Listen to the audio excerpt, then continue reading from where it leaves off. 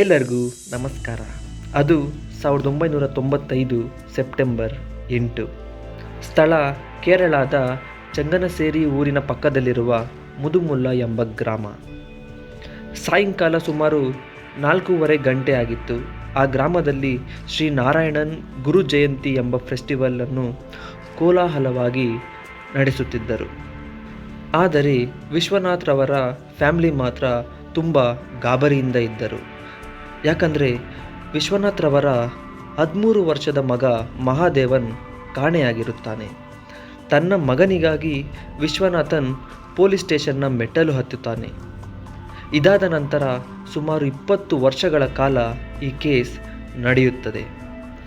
ಅವತ್ತು 13 ವರ್ಷದ ಮಹಾದೇವನ್ಗೆ ಏನಾಯಿತು? ಅವನು ಮತ್ತೆ ತಮ್ಮ ಕುಟುಂಬದವರೊಡನೆ ಸೇರಿಕೊಂಡ. ಕೇರಳದಲ್ಲಿ ತುಂಬ ವರ್ಷಗಳ ಕಾಲ ಹಲವರ ಮನೆ ಮಾತಾದ ಈ ಕೇಸ್ನ ಡೀಟೇಲ್ಸನ್ನು ನೋಡ್ಕೊಂಡು ಬರೋಣ ಬನ್ನಿ. ಇದು ನಿಮ್ಮ YouTube channel Insight by Gautham. Viswanathan Mudumulla ಎಂಬ ಗ್ರಾಮದಲ್ಲಿ ಒಂದು ಸ್ಟೋರನ್ನು ನಡೆಸಿಕೊಂಡು ಬರ್ತಿದ್ದ. ಒಂದು ರೇಂಜ್ಗೆ ಸೆಟಲ್ಡ್ ಫ್ಯಾಮಿಲಿ ಆಗಿತ್ತು. ವಿಶ್ವನಾಥನ್ ತನ್ನ ಗ್ರಾಮದಲ್ಲಿ ವಿಜಯಲಕ್ಷ್ಮಿಯಾದ ತನ್ನ ಹೆಂಡತಿ, 3 ಹೆಣ್ಣು ಮಕ್ಕಳು ಮತ್ತು ಒಂದು ಗಂಡು ಮಗನ ಜೊತೆ ಹ್ಯಾಪಿ ಲೈಫನ್ನು ಲೀಡ್ ಮಾಡ್ತಿದ್ದ. ಆದರೆ ಇದೆಲ್ಲ 1995 ಸೆಪ್ಟೆಂಬರ್ 8ರವರೆಗೆ ಮಾತ್ರ. ಸುಮಾರು 4:15 ಗಂಟೆಗೆ ಕಾಣೆಯಾದ ಮಹಾದೇವನನ್ನು ಮನೆಯವರು ಎಲ್ಲ ಕಡೆ ಹುಡುಕುತ್ತಾರೆ. ಮಹಾದೇವನ್ ಮನೆ ಬಿಟ್ಟು ಹೋಗೋದು ಇದು ಫಸ್ಟ್ ಟೈಮ್ ಆಗಿರಲಿಲ್ಲ. ಒಬ್ಬನೇ ಮಗನಾದ ಕಾರಣ ಮಹಾದೇವನನ್ನು ಎಲ್ಲರೂ ತುಂಬ ಮುದ್ದು ಮಾಡಿ ಬೆಳೆಸುತ್ತಿದ್ದರು. ಇದನ್ನೇ ಅಡ್ವಾಂಟೇಜ್ ಆಗಿ ತೆಗೆದುಕೊಂಡ ಮಹಾದೇವನ್ ಸ್ಕೂಲಲ್ಲಿ ಸರಿಯಾಗಿ ಓದುತ್ತಿರಲಿಲ್ಲ. ಯಾರಾದರೂ ಪ್ರಶ್ನೆ ಮಾಡಿದರೆ ಅವರನ್ನೇ ಬೈದು ಮನೆ ಬಿಟ್ಟು ಓಡಿ ಹೋಗುತ್ತಿದ್ದ. ಕೈಯಲ್ಲಿದ್ದ ಹಣ ಖಾಲಿಯಾದ ಮೇಲೆ ಮನೆಗೆ ವಾಪಸ್ ಬರ್ತಿದ್ದ. ಆದರೆ ಸೆಪ್ಟೆಂಬರ್ 8ರಂದು ಹೋದ ಮಹಾದೇವನ್ ವಾಪಸ್ ಬರಲೇ ಇಲ್ಲ. ಇದರಿಂದ ಗಾಬರಿಯಾದ ವಿಶ್ವನಾಥನ್ ಪೊಲೀಸ್ ಕಂಪ್ಲೇಂಟ್ ಕೊಟ್ಟಿದ್ದರು. ಏನೂ ಡೆವಲಪ್ಮೆಂಟ್ ಇಲ್ಲದ ಕಾರಣ ಕೇಸ್ CBCIDಗೆ ಟ್ರಾನ್ಸ್ಫರ್ ಆಯಿತು. 13 ವರ್ಷದ ಮಹಾದೇವನ್ ಕಾಣೆಯಾದ ಕೆಲವೇ ದಿನಗಳಲ್ಲಿ ಮನೆಯವರಿಗೆ ಹಲವು ಲೆಟರ್ಸ್, ಕಾಲ್ಸ್ ಬರತೊಡಗಿದವು. ನಿಮ್ಮ ಮಗ ನಮ್ಮ ಜೊತೆಯೇ ಇದ್ದಾನೆ, ಅವನು ನಿಮಗೆ ಬೇಕಂದರೆ ನಮಗೆ ಹಣ ಬೇಕೆಂದು ಕಿಡ್ನಾಪರ್ಸ್ ಬೆದರಿಸುತ್ತಿದ್ದರು. ಹಲವು ಊರುಗಳಿಂದ ಕಾಲ್ಸ್ ಬರುತ್ತಿದ್ದ ಕಾರಣ CBCIDಗೆ ಅದನ್ನು ಟ್ರೇಸ್ ಮಾಡಲು ಸಾಧ್ಯವಾಗುತ್ತಿರಲಿಲ್ಲ. ಕಾಣೆಯಾದ ಮಹಾದೇವನನ್ನು ಕಡೆಯದಾಗಿ ಇಬ್ಬರು ನೋಡಿರುತ್ತಾರೆ. ಒಬ್ಬ ಅದೇ ಊರಿನ ಜ್ಯೂಸ್ ಅಂಗಡಿಯವನನ್ನು CID ವಿಚಾರಿಸಿದಾಗ ಮಹಾದೇವನ್ ಆ ಅಂಗಡಿಯಲ್ಲಿ ಲೆಮನ್ ಜ್ಯೂಸ್ ಕುಡಿದು ಹೋದನೆಂದು ಹೇಳಿದ್ದಾನೆ. ಇನ್ನೊಬ್ಬ ವ್ಯಕ್ತಿ ಅದೇ ಊರಿನ ಪಂಚರ್ ಅಂಗಡಿಯವನು. ಅವನೂ ಸಹ ಮಹಾದೇವನ್ ತನ್ನ ಸೈಕಲ್ಗೆ ಪಂಚರ್ ಹಾಕಿಸಿಕೊಂಡು ಹೋದನೆಂದು ಹೇಳಿರುತ್ತಾನೆ. ಕೈಯಲ್ಲಿದ್ದ ದುಡ್ಡು ಖಾಲಿಯಾದ ತಕ್ಷಣ ಮನೆಗೆ ಬರ್ತಾನೆ ಅಂತ ಅಂದ್ಕೊಂಡಿದ್ದ ಮನೆಯವರ ಕನಸು ಕನಸಾಗಿಯೇ ಉಳಿದಿತ್ತು. ಹೌದು, ದಿನಗಳು ವಾರಗಳು ವರ್ಷಗಳಾದವು. ಆದರೆ ಮಹಾದೇವನ ಸುಳಿವು ಸಿಗಲೇ ಇಲ್ಲ. ನಿಮ್ಮ ಮಗ ನಮ್ಮ ಜೊತೆ ಇದ್ದಾನೆ ಎಂದು ಕಾಲ್ಸ್ ಮಾಡಿದ ಕಿಡ್ನಾಪರ್ಸ್ ಮಹಾದೇವನ್ನ ಸೈಕಲ್ ಕೀ ಒಂದು ಕಡೆ ಇಟ್ಟು ತೆಗೆದುಕೊಳ್ಳಲು ಹೇಳಿದ್ದಾರೆ. ನಂತರ ಅವನ ಪರ್ಸ್ ಒಂದು ಕಡೆ ಇಟ್ಟು ತೆಗೆದುಕೊಳ್ಳಲು ಹೇಳಿದ್ದಾರೆ. ಈ ರೀತಿ ಕೀ, ಪರ್ಸ್ ಸಿಕ್ಕ ಮನೆಯವರಿಗೆ ಮಹಾದೇವನ್ ಮಾತ್ರ ಸಿಗಲಿಲ್ಲ. ದುಡ್ಡು ಕೇಳಿದ ಕಿಡ್ನಾಪರ್ ಸಹ ದುಡ್ಡು ತೆಗೆದುಕೊಳ್ಳಲು ಬರಲೇ ಇಲ್ಲ. ಹೀಗೆ ಇನ್ವೆಸ್ಟಿಗೇಷನ್ ಮಾಡುವಾಗ ವಿಶ್ವನಾಥ್ಗೆ ಹಲವರು ವೈರಿಗಳು ಇದ್ದಾರೆ. ಅವರೆಲ್ಲ ಚಿಕ್ಕ ಮಕ್ಕಳನ್ನು ಕಿಡ್ನಾಪ್ ಮಾಡಿ ಮುಂಬೈ, ಡೆಲ್ಲಿಗಳಂತಹ ನಗರಗಳಿಗೆ ಮಾರುತ್ತಿದ್ದರು ಎಂದು ಪೊಲೀಸರಿಗೆ ತಿಳಿದು ಬಂತು. ಅವರನ್ನು ಅರೆಸ್ಟ್ ಮಾಡಿ ವಿಚಾರಿಸಿದಾಗ CBCIDಗೆ ಯಾವುದೇ ಎವಿಡೆನ್ಸ್ ಸಿಗಲಿಲ್ಲ. ಇದೇ ಕಾರಣಕ್ಕೆ CBCID ಅವರನ್ನು ರಿಲೀಸ್ ಮಾಡಿದ್ದಾರೆ. ಇದೆಲ್ಲ ಆದಮೇಲೆ ಪೊಲೀಸ್ಗೆ ಇದ್ದದ್ದು ಒಂದೇ ಪ್ರಶ್ನೆ: ಮಹಾದೇವನ್ ಓಡಿ ಹೋಗಿದ್ದಾನಾ ಇಲ್ಲ ಕಿಡ್ನಾಪ್ ಮಾಡಲ್ಪಟ್ಟಿದ್ದಾನಾ ಎಂದು.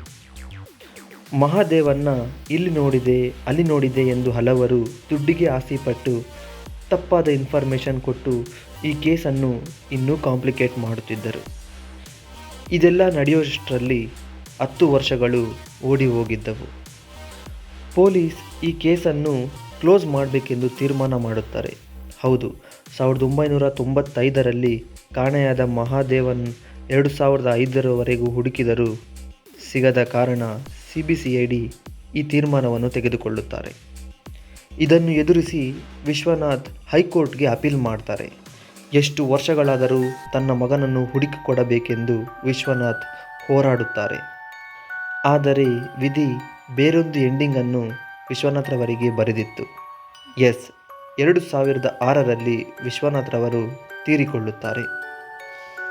ಮಗನನ್ನು ಕಳೆದುಕೊಂಡು ಈಗ ಗಂಡನನ್ನೂ ಸಹ ಕಳೆದುಕೊಂಡ ವಿಜಯಲಕ್ಷ್ಮಿ ಹಾಸಿಗೆ ಹಿಡಿಯುತ್ತಾರೆ. 2011ರಲ್ಲಿ ಅವರು ಸಹ ವಿಧಿವಶರಾಗುತ್ತಾರೆ.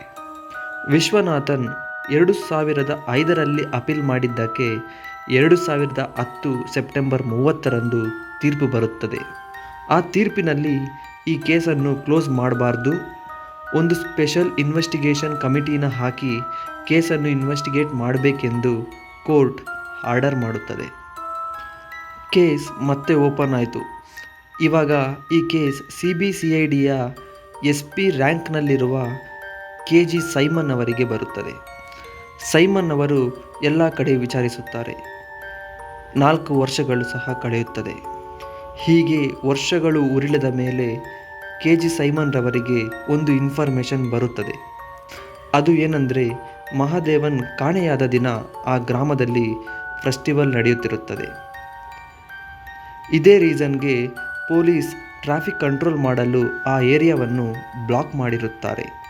ಇದರಿಂದ ಮಹಾದೇವನ್ ಊರು ಬಿಟ್ಟು ಹೊರಗಡೆ ಹೋಗಲು ಸಾಧ್ಯವಿಲ್ಲ ಎಂದು ಕನ್ಫರ್ಮ್ ಆಗುತ್ತದೆ.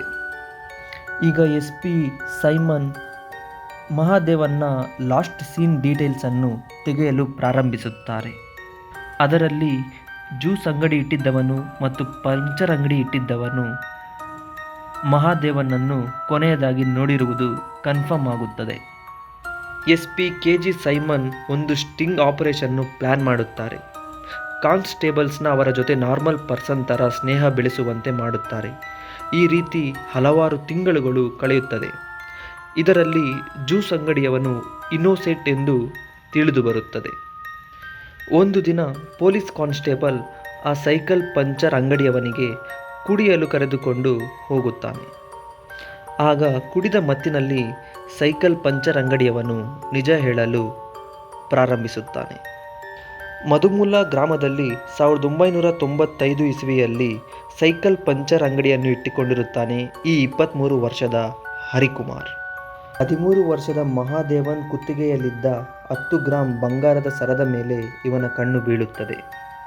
ಸೆಪ್ಟೆಂಬರ್ 8, 1995ರಂದು ಸರಿಯಾದ ಸಮಯಕ್ಕಾಗಿ ಕಾಯುತ್ತಿದ್ದ ಹರಿಕುಮಾರ್ಗೆ ಮಹಾದೇವನ್ ಒಬ್ಬನೇ ಸಿಗುತ್ತಾನೆ.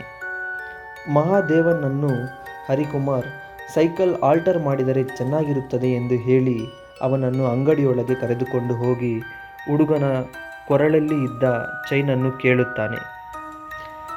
ಮಹಾದೇವನ್ ನಿರಾಕರಿಸಿ ತಪ್ಪಿಸಿಕೊಳ್ಳಲು ಪ್ರಯತ್ನಿಸಿದಾಗ ಕೋಪಗೊಂಡ ಹರಿಕುಮಾರ್ ಅವನಿಗೆ ಹೊಡೆದು ಗೋಲ್ಡ್ ಚೈನನ್ನು ತೆಗೆದುಕೊಳ್ಳುತ್ತಾನೆ. ಈ ವಿಷಯವನ್ನು ಮಹಾದೇವನ್ ಹೊರಗೆ ಹೇಳಬಾರದೆಂದು ಅವನನ್ನು ಅಲ್ಲೇ ಕತ್ತು ಹಿಸುಕಿ ಹರಿಕುಮಾರ್ ಸಾಯಿಸುತ್ತಾನೆ. 13 ವರ್ಷದ ಮಹಾದೇವನ್ ಅಲ್ಲೇ ನರಳಿ ಸಾಯುತ್ತಾನೆ. ಅವನು ತಂದಿದ್ದ ಸೈಕಲನ್ನು ಹರಿಕುಮಾರ್ ಪಾರ್ಟ್ ಬೈ ಪಾರ್ಟ್ ಬಿಚ್ಚಿ ಎವಿಡೆನ್ಸ್ ಇಲ್ದಿರ ಮಾಡುತ್ತಾನೆ.